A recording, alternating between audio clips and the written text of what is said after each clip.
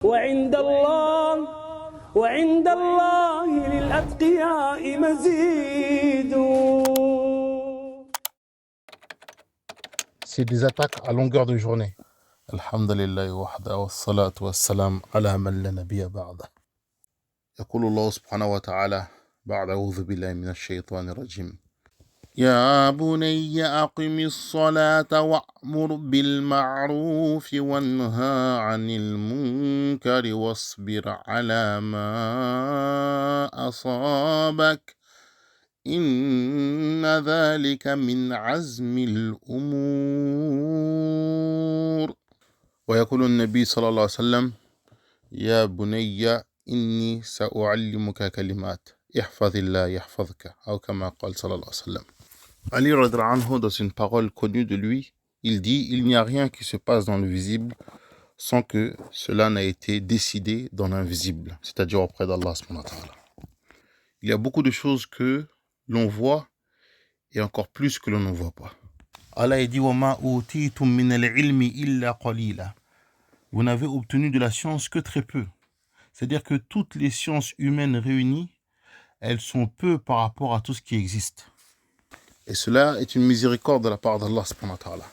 Si Allah subhanahu wa ta'ala nous permettait de voir tout ce qui nous entoure, on n'aurait pas été tranquille. De voir les anges monter, descendre, voir les djinns essayer de nous attaquer, nous être protégés de la part d'Allah subhanahu wa ta'ala par les anges qu'il a mis autour de nous. Si on voyait toute cette organisation, si Allah nous montrait les insectes, les acariens qui sont sur nos lits, les djinns et les diables qui t'attendent dans les toilettes lorsque tu vas rentrer là-bas, le diable qui se rapproche lorsque l'homme et la femme ils sont ensemble pour essayer de les observer et de profiter de ce moment-là. Si Allah nous montrait ces choses-là, on ne serait pas tranquille dans nos vies. Mais Allah subhanahu wa ta'ala, il les a cachés par miséricorde pour nous, mais il nous a indiqué qu'ils existent, donc qu'on doit s'en protéger.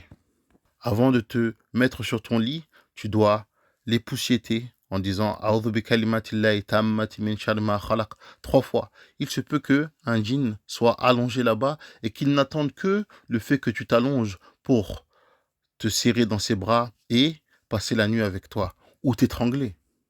Avant de rentrer dans les toilettes, Allahumma inni a'udhu bika min al-khubuthi wal khaba'ith.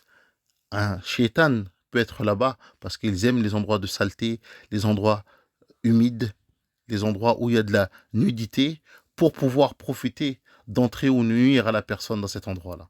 Combien d'histoires de personnes qui sont parties, qui ont pleuré aux toilettes et après ils sont devenus fous ou qui sont rentrés dans les toilettes sans protection et qui sont ressortis perturbés. Le prophète sallallahu alayhi wa sallam, il dit que lorsque tu bailles, mets la main devant ta bouche, sinon Shaitan y rentre.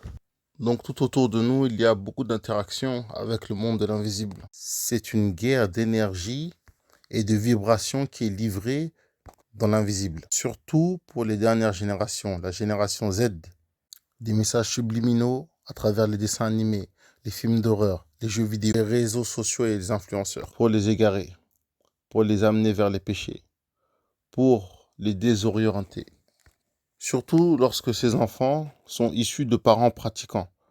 La mère ou le père pratiquant, ou des enfants d'imams, ou de personnes qui sont islamiquement investis, alors les chéatines font un double effort pour amener ces enfants vers le mensonge, de telle sorte que tu as du mal à entendre la vérité de la bouche de cet enfant-là. Les ramener vers les péchés, vers les défis TikTok où il faut danser, où il faut se montrer. Ne vois-tu pas beaucoup de ces filles sur TikTok mettre le foulard et quelques années après le retirer? Il y a une réelle guerre dans l'invisible, où les enfants à haut potentiel sont ciblés. Lorsqu'ils voient qu'un enfant peut arriver loin dans la pratique et utiliser ses compétences et ses capacités pour être une lumière de guider, pour être une personne bénéfique à cette Ummah, alors ils se chargent de lui. Mais n'ayez crainte. La solution est de leur apprendre à se protéger.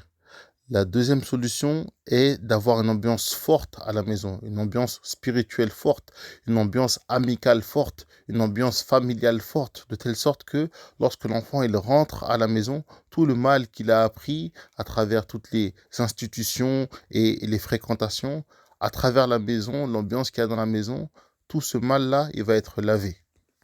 Ensuite, il ne suffit pas juste que l'atmosphère de la maison soit purifiée. Il faut que les parents ils aient un effort à l'extérieur de leur maison, dans leur voisinage. Parce que si tu travailles que sur ta maison, quand ton enfant il va sortir, eh ben, il va fréquenter les enfants d'un tel, il va fréquenter tel et tel endroit, tel et tel lieu où il y a de la perversion. Et donc, tout le travail que tu as fait à la maison, il risque d'être gâché si tu ne travailles pas sur tes voisins, sur les enfants de tes voisins, sur ton quartier, sur le fait d'aller marauder dans le quartier, aller parler avec les gens du quartier. Si tu ne le fais pas, alors ça risque de mettre en danger ce que tu as fait dans la maison. Donc, voilà les 3 solutions qui sont devant nous.